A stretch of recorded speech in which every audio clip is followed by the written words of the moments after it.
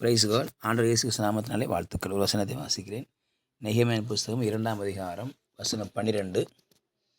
ஆனாலும் எருசலேமுக்காக செய்யும்படி என் தேவன் என் மனதிலே வைத்ததை நான் ஒருவருக்கும் அறிவிக்கவில்லை என்று சொல்லி இங்கே நெகேமியா சொல்கிற வார்த்தை பார்க்கிறோம்.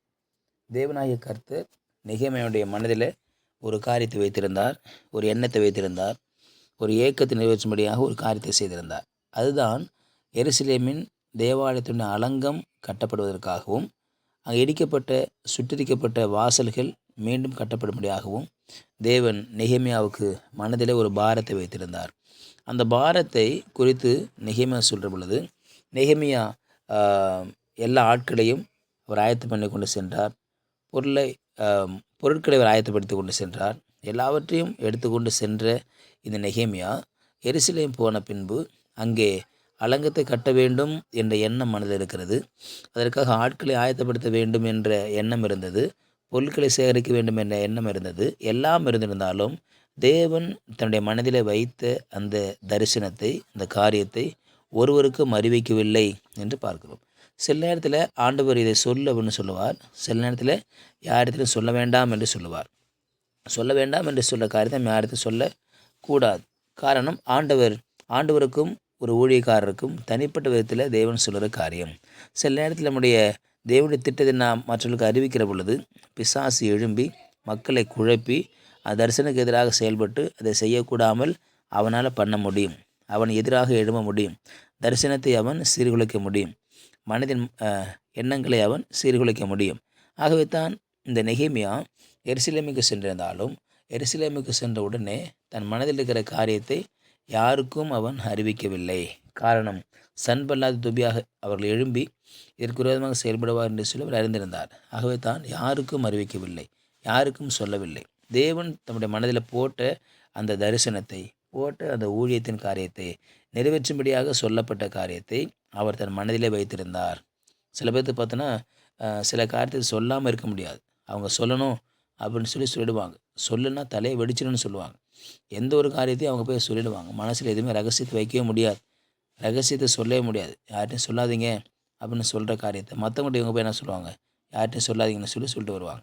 அப்போ தேவன் நம்முடைய மனதில் போடுகிற அந்த காரியங்கள் நாம் மனதில் வைத்து அதை ரகசியமாக பாதுகாத்து கொள்ள வேண்டும், ரகசியமாக வைத்திருக்க வேண்டும்.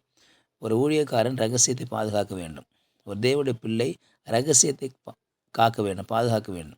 அது எல்லா இடத்துலையும் போயிட்டு நம்ம சொல்லும் பொழுது அந்த தரிசனம் வீணாக போய்விடும், தரிசனம் நிறைவேறாமல் போய்விடும் என்று சொல்லி பார்க்கிறோம். ஆகவே தேவன் நம்முடைய மனதிலே போட்ட காரியம், நம்முடைய குடும்பத்தை குறித்தாக இருக்கலாம், வேலை காரியத்தை குறித்தாக இருக்கலாம், இவையெல்லாம் மற்றவர்களை சொல்லும்போது என்ன ஆகும் என்று சொன்னால், ஒன்று பிசாசு எழும்புவான், இரண்டாவதாக மனிதர்கள் டிஸ்கரேஜ் பண்ணுவாங்க, மனிதர்கள் சோர்வுற பண்ணுவார்கள்.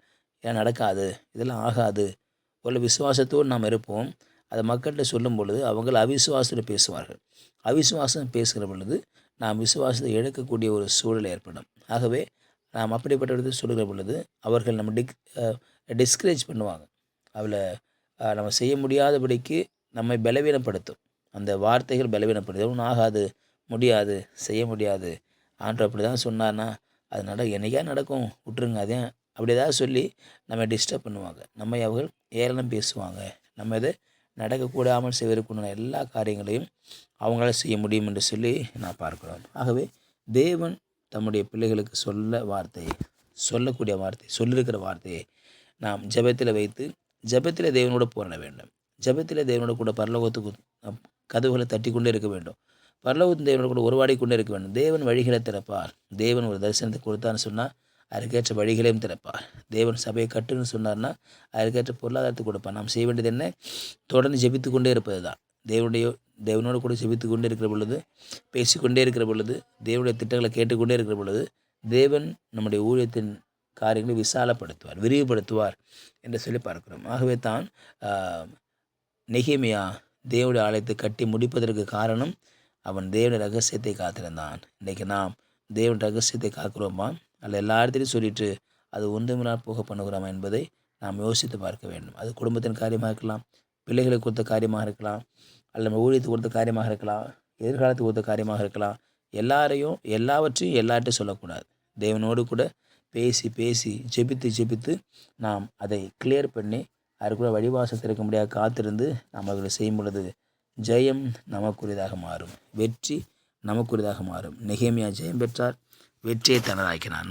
நாமும் ரகசியத்தை பாதுகாப்போம், வெற்றியை நமதாக்கும். கத்தனமே ஆசீர்வாதம். ஜெபிக்கலாம். பரிசுத்தபிதாவே, நாளுக்கு சோதனை பண்ணுகிறோம். கேட்ட வார்த்தைக்கு நன்றி ஆண்டவரே. நாங்கள் ஆண்டவரே நீ சொல்லுகிற காரியங்கள் எங்கள் சபை குறித்தோ குடும்பத்தை குறித்தோ பிள்ளைகளை குறித்தோ எதை சொன்னாலும் நாங்கள் எல்லா இடத்தையும் சொல்லாதபடிக்கு மனதில் வைத்திருந்து அதை நாங்கள் ஜெயமாக்கி கொள்ள உதவி செய்ய முடியாது ஜெபிக்கிறோம். உங்களுடைய கருத்தில் தாழ்த்து இயேசுவின் நாமம் ஜெபிக்க நல்ல பிதாவே.